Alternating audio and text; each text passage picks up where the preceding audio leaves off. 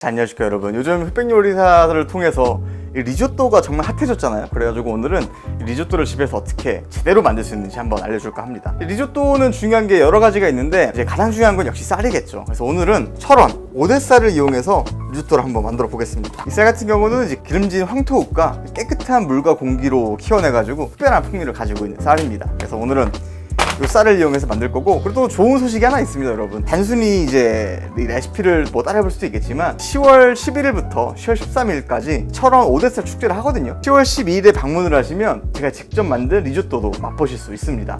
뭐 저뿐만 아니라 다른 유명한 유튜버분들 쟁쟁하시죠? 이분들도 참가하니 한번 오시면 감사하겠습니다. 그래서 먼저 일단은 쌀도 쌀이지만 리조또에 중요한 게 이 육수거든요. 그래가지고 오늘은 어떻게 하면 집에서 간단하게 육수를 만들 수 있는지 바로 먼저 알려드리겠습니다. 일단은 양파 2개를, 솔직히 말해서 이 육수 만드는 게 뭐 쉬운 건 아니니까 좀 시간도 소요되고, 만약에 제품 사용하시고 싶은 분들은 그냥 제품을 사용하셔도 되지만 그래도 한 번쯤 수제 육수 만들어서 드셔보시면 차원이 다릅니다. 그리고 당근 좀 작은 사이즈로 한 개 넣어줄게요. 그래서 얘도 똑같이 양파랑 비슷한 크기로 잘라주도록 하겠습니다. 비율을 양파 3, 당근이, 샐러리 1. 근데 만약 샐러리가 뭐 흔한 식재료는 아니잖아요 우리나라에서는. 그래서 요거 없으시면 대파 흰 부분 사용하셔도 됩니다. 월계수잎 한 장도 넣어주고요. 여기에 흑후추 정향이라는 친구입니다. 이 친구도 2알 넣어주겠습니다. 가장 중요한 거는 이 닭인데, 사실은 제대로 육수를 만들면 레스토랑에서 쓰는 방식을 생각을 하면 통닭이 아니라 닭 뼈만 씁니다. 이제 살은 다른 데 쓰고 이제 뼈만 발라서 쓰는데, 이거 닭 손질도 안 해보면 어렵거든요. 그래서 언제 또 닭 손질하고 있습니까? 통닭으로 충분히 육수 낼 수 있습니다. 닭 같은 경우는 꼬리 살짝 날려내고 가슴살 쪽에 이렇게 칼집을 좀 넣어줄게요. 넣어주는 이유는 이제 육수를 우려내는 거잖아요. 그래서 육수가 잘 우려낼 수 있게 살에다가 칼집을 좀 넣어가지고 이 맛들이 잘 빠져나올 수 있게 도와주는 거죠. 칼집을 적당히 넣어주고 얘도 이제 넣어주는 거죠. 자, 이렇게 가져와서 처음에는 불을 제일 세게 올려줍니다. 맨 처음에는 물을 끓여주는 거예요. 그리고 여기다가 저는 소금을 좀 넣거든요. 소금을 좀 넣는데, 뭐 소금 넣는 이유는 사실 소금 안 넣으신 분도 많습니다. 저는 소금 넣는 이유가 이제 삼투압 작용으로 인해서 이 맛 성분들을 좀 더 빠르게 빼낼 수 있거든요. 그래서 이 끓이는 시간을 더 빠르게 하기 위해서 소금을 좀 넣습니다. 그래서 일단 먼저 한번 끓여주도록 하겠습니다. 자, 이제 팔팔 끓기 시작하죠. 그럼 불을 줄여서 팔팔 끓는 게 아니라 약간 보글보글 끓는 수준, 이렇게 잔잔하게 끓게 되죠. 사실 위에 거품은 굳이 안 걷어내도 됩니다. 그래서 이 채로 중불로 해서 1시간 반 정도 끓여주겠습니다. 자, 이렇게 보글보글 끓는 수준으로 약 1시간 반에서 2시간 정도 끓여주면 까는 갈색빛이 도는 육수가 완성이 됩니다. 이 친구 같은 경우는 이제 한번 걸러줘야겠죠.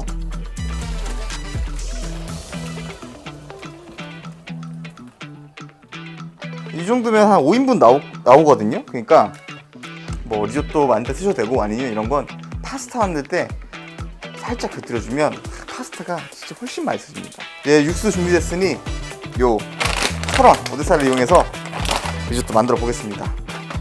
그리고 고기 같은 경우는 맛이 좀 빠지긴 했습니다. 그거 아셔야 돼요. 이제 고기가 선분들 맛있는 것들이 국물을 다 빼내가지고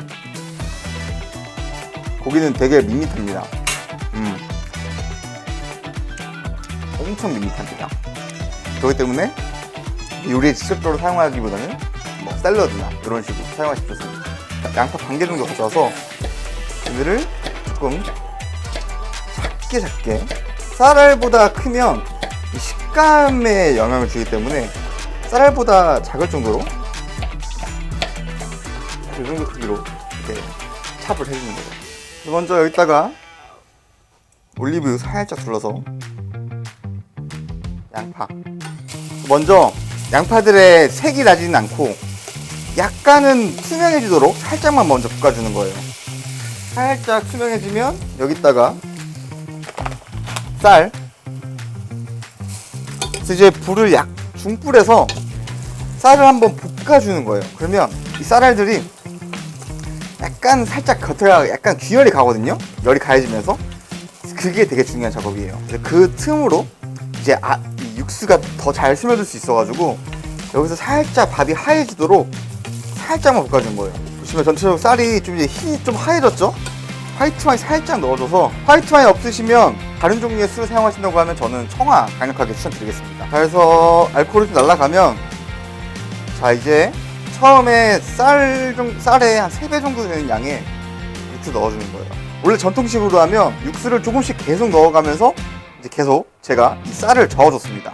이제 그 이유가 되게 단순한데, 리조또가 죽처럼 약간 걸쭉하잖아요. 근데 그게 쌀에서 전분이 나오면서 이 육수 자체가 졸여지면서 동시에 걸쭉해지는 건데, 그래서 원래 전통적인 조리법은 쌀이 전분이 잘 나올 수 있도록 육수 넣고 막 저어주고, 육수 넣고 졸여면서 막 저어주고 그렇게 했었는데, 요즘은 이제 그렇게는 안 합니다. 물론 그것도 이제 하나의 전통적인 방법이지만 요즘은 훨씬 더 쉽게 합니다. 그래서 보여드리겠습니다.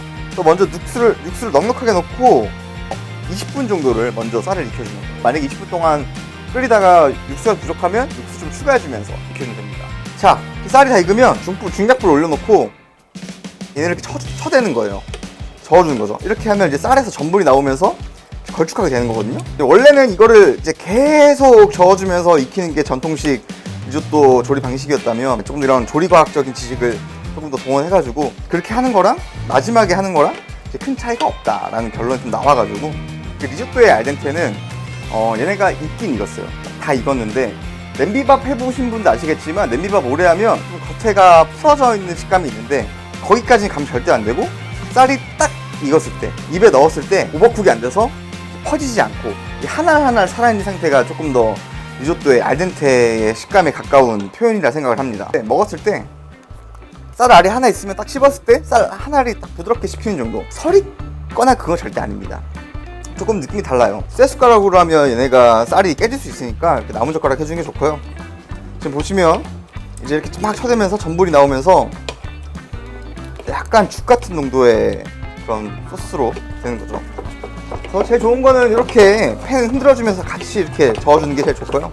나폴리 마피아님이 보여줬던 그 명장면 있죠? 그 리조또 팍 하는 거. 그것도 제가 지금 하고 있는 거랑 똑같은 겁니다. 물론 조금 더 간지가 나긴 했지만, 마무리로 엑스트라 버진 올리브 살짝 넣어주고요. 파르미지아노 레지아노 치즈를 넣어줍니다. 같이 섞어주는 거예요. 밥 하나하나를 다 살아있죠? 확실히 보이죠? 윤기가.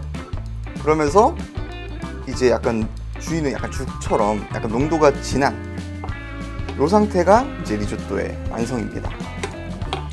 잘된 리조또는 또 플레이팅 해보면 딱 알 수 있거든요. 리조또를 이렇게 접시에, 평평한 접시에 올린 다음에 접시를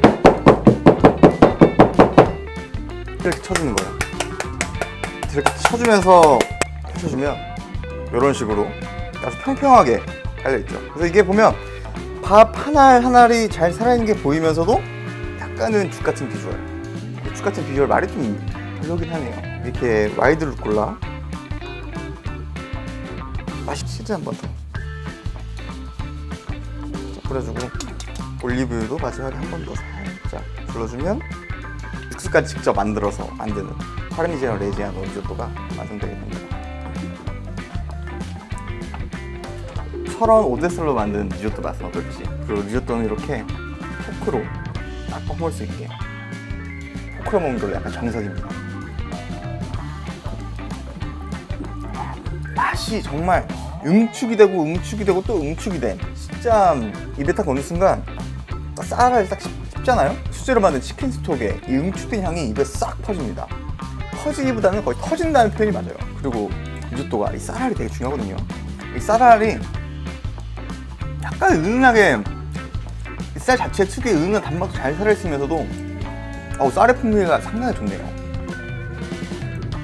밥알이 다 부드럽게 씹히지만 이제 전분을 다 빼내가지고 찰기가 없어요.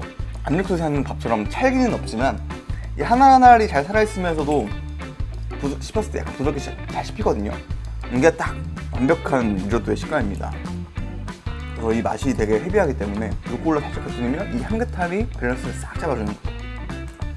다 먹고 나면 이렇게 약간 찐득하게 나와 있게 되고요. 그래서 오늘 이렇게 철원 오대 쌀을 이용해서 이제 파르미지아노 리조또를 만들어봤는데 진짜 맛있습니다. 중요한 건 뭐다?